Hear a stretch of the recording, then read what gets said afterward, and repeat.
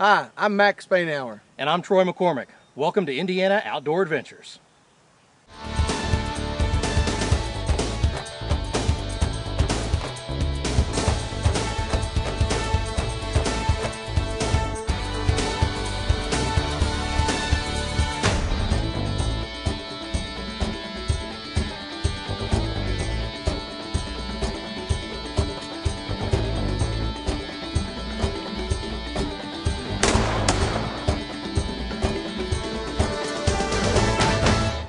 Indiana Outdoor Adventures is brought to you by High-Tech Firearms and Training, Haubrey Forestry Consulting, managing your timber and wildlife resources, Derby City Game Calls, it's your call, Indiana State Parks and Reservoirs. Segments on Indiana State Parks and Reservoirs are produced in partnership with Indiana DNR's Division of State Parks and Reservoirs. Lawrence County Tourism Commission. Discover an unexpected destination. Hillbilly Custom Game Calls. And Fire Knock, the most advanced lighted knock. We're here with Jill Vance, who's the naturalist at Springville State Park, and we're here for, as the sign says, the 5th Annual Geocache Challenge. Jill, tell me a little bit about the history of, well, tell me what geocaching is and then tell me about your event today. Sure. Geocaching is sort of a high-tech treasure hunt. Okay. People have GPS units, which they're working off of satellites and figuring out where you are on the Earth. And what we do is we give you coordinates to these little hidden caches that are scattered out there. And you take your GPS unit and you try to find the coordinate and find that cache.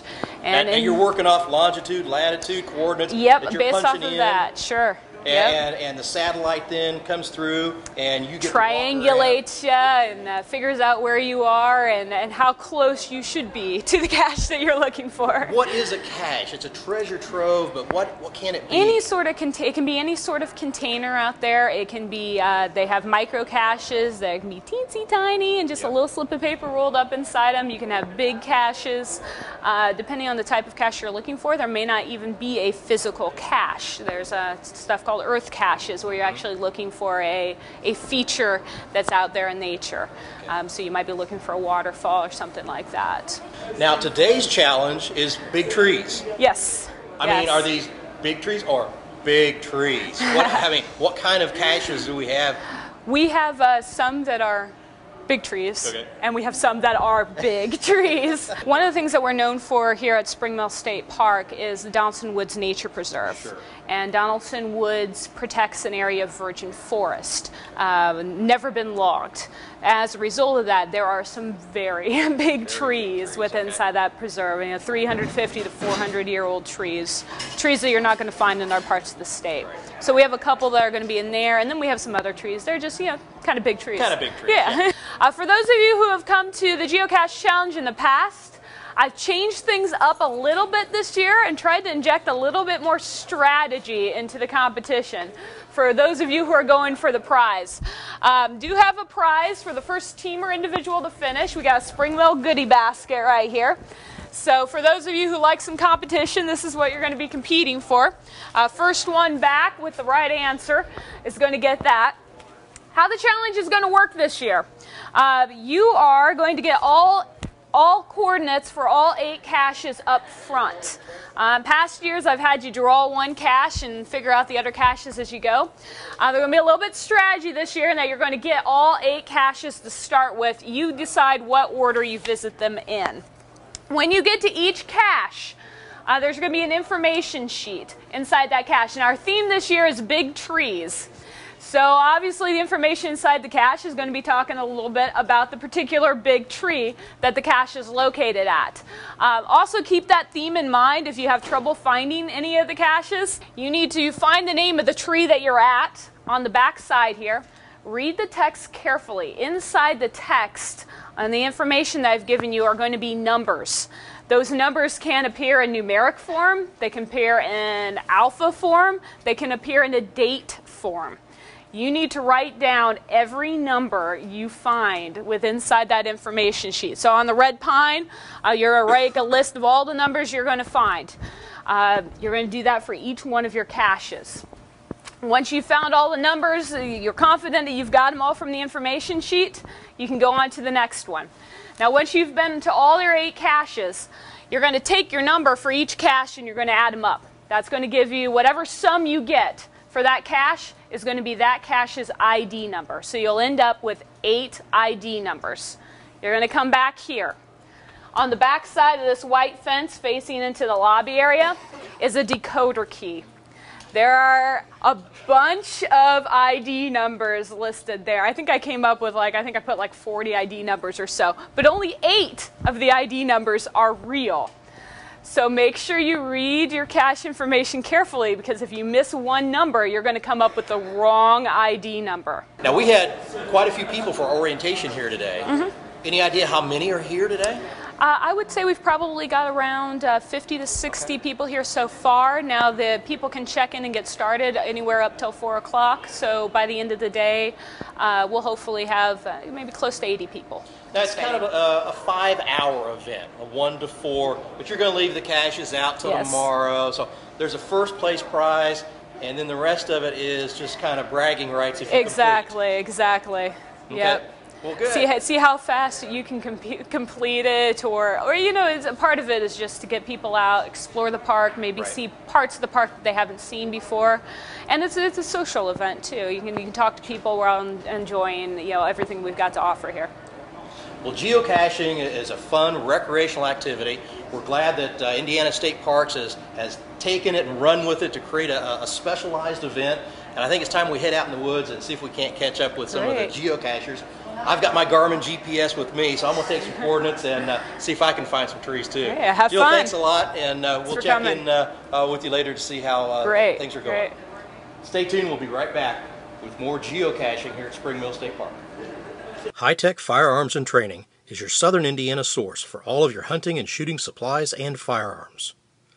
We have a fully stocked selection of handguns, rifles, shotguns, knives, ammunition, bows, and archery supplies.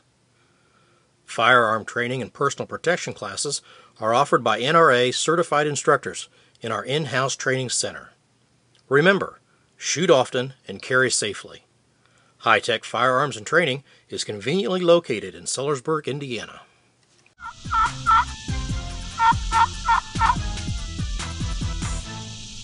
Man, I've been all over this farm. There ain't a bird in 5 miles of this place. Hey man, obviously that ain't working.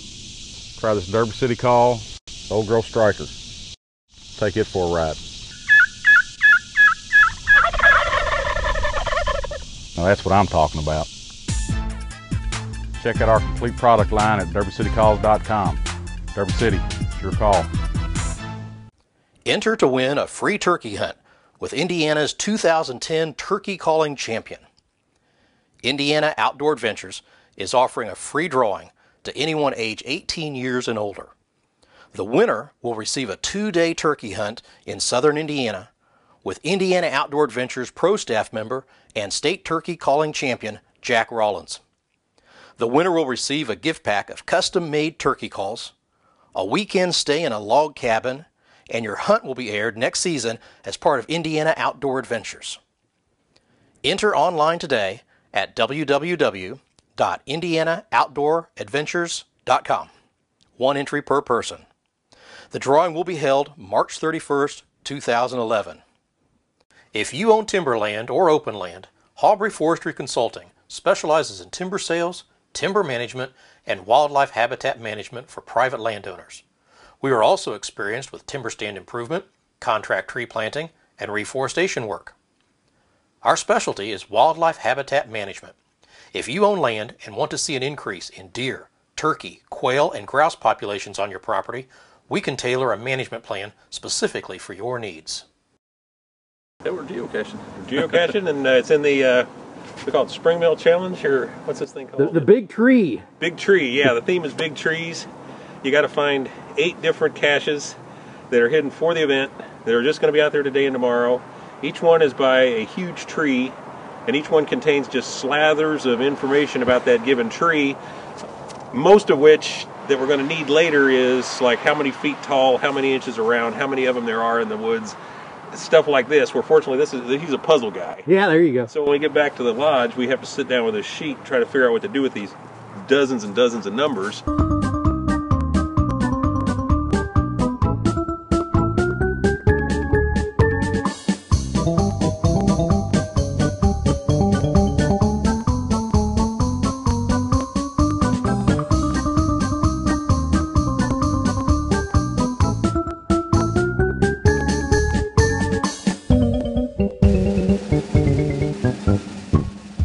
Okay, we're getting close. I can tell by the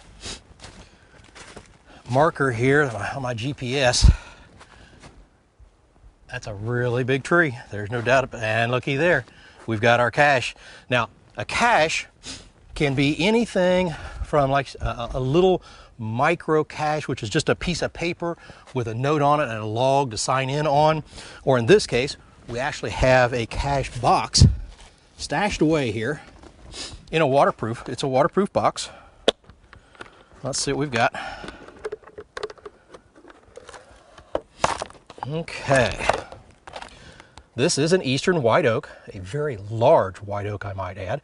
How appropriate for big trees geocaching contest. It tells all about the oak. It's let's see, the current record is actually up in Terre Haute, 110 feet high with a circumference of 313 inches. This in itself is an extremely large white oak. Now, the idea is to collect numbers off of this, and those will go toward being your ID. And I'm looking through here. So let's see, we've got numbers, here we go, 7 to 9. The leaves are divided. We've got the record tree, 110, circumference of 313. So now we've got our unique cache number for this particular cache. So when we get back to the geocache headquarters at the State Park Inn, we can use these numbers to help log in to find out and decode them with the decoding key. Okay, let's put this back in our box. We'll leave it here for our next geocachers to find.